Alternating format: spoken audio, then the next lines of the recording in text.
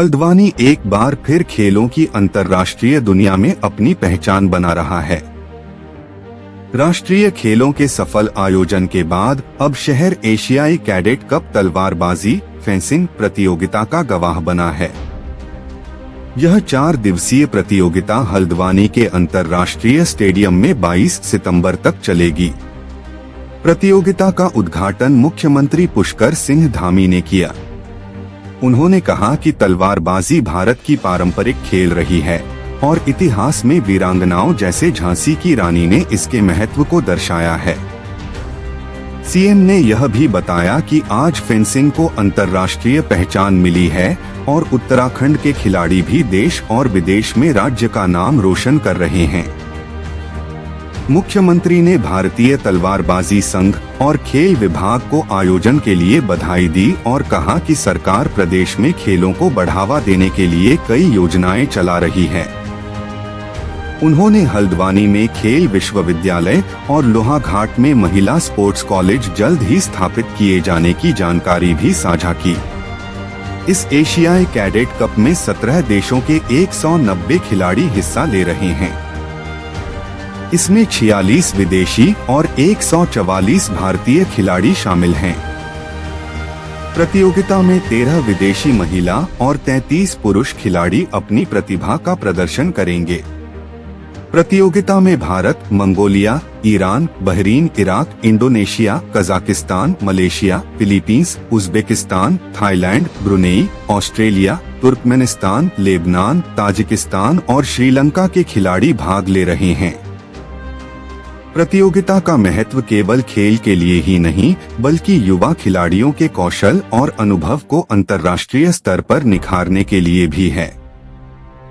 यह प्रतियोगिता हल्द्वानी को एशियाई खेल मानचित्र पर मजबूती से स्थापित करेगी और राज्य के खेल प्रेमियों को विश्वस्तरीय खेल का अनुभव देगी। प्रतियोगिता के दौरान खिलाड़ियों को विभिन्न तकनीकी प्रशिक्षण और मुकाबलों में रणनीति अपनाने का अवसर मिलेगा। युवा खिलाड़ी फेंसिंग के नियमों, तकनीक और मानसिक तैयारी में भी दक्षता हासिल करेंगे। इसके माध्यम से खेल के प्रति युवाओं की रुचि बढ़ेगी और उन्हें राष्ट्रीय और अंतर्राष्ट्रीय स्तर पर प्रतिस्पर्धा का अनुभव मिलेगा। सरकार और आयोजन समिति ने सुनिश्चित किया है कि प्रतियोगिता के दौरान सभी सुरक्षा और स्वास्थ्य मानक पूरी तरह लागू हों, ताकि खेल भावना के साथ साथ प्रतिभागियों और दर्शकों की सुरक्षा भी सुनिश्चित रहे। इसके अलावा प्रतियोगिता के दौरान खिलाड़ियों और कोचों के अनुभव साझा करने वाले सत्र भी आयोजित किए जा रहे हैं। इनमें अंतर्राष्ट्रीय प्रशिक्षक और विशेषज्ञ खिलाड़ियों को नई तकनीक, फेंसिंग की रणनीतियों और मानसिक तैयारी के गुर सिखा रहे हैं। इससे प्रतिभागियों को केवल प्रतियोगिता में ही नहीं, बल्कि भविष्य के करियर में भी मदद मिलेगी। प्रतियोगिता का समापन समारोह 22 सितंबर को आयोजित किया जाएगा। इस दौरान विजेताओं को पुरस्कार और प्रशस्ति पत्र प्रदान किए जाएंगे।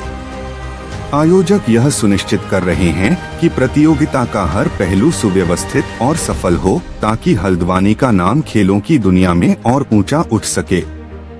इस प्रतियोगिता के माध्यम से उत्तराखंड के युवा खिलाड़ी अपने कौशल और तकनीक को अंतर्राष्ट्रीय स्तर पर साबित कर सकेंगे।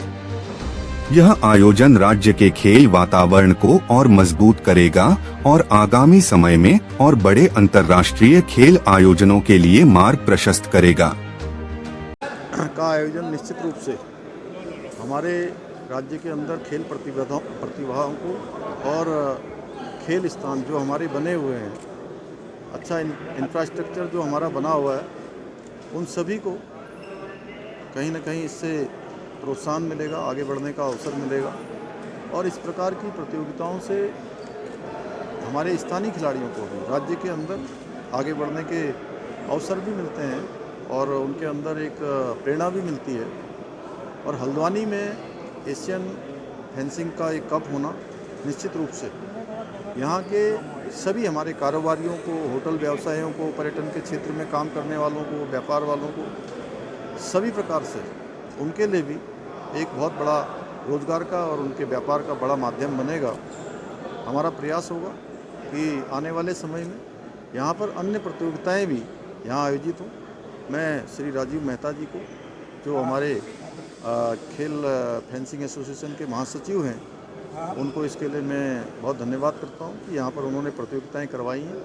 ये हमारा जो इंफ्रास्ट्रक्चर बना हुआ है, इसको जहाँ और सुधार की आवश्यकता है हम उसको सुधार करेंगे। यहाँ पर बिजली से संबंधित है, यहाँ पर साउंड से संबंधित है, उनसे सभी के लिए मैंने आज निर्देशित भी किया है। खेल और खिलाड़ियों को प्रोत्साहित करने के लिए, आगे बढ़ाने के लिए हर संभव हम प्रयास कर रहे हैं। हमने आउट ऑफ टर्न 4% का जो कोटा था खिलाड़ियों के लिए, उसको हमने फिर से शुरू किया है। अनेक खिलाड़ियों के लिए अनेक प्रकार की जो योजनाएं हैं वो हमने शुरू की हैं। अभी हमने पिछले दिनों ही सभी खिलाड़ियों को खेल दिवस के अवसर पर सम्मानित भी किया था, उनको प्रोत्साहित भी किया, पुरस्कृत भी किया, और आगे भी ये काम हम निरंतर करते रहेंगे। प्रदेश में भारी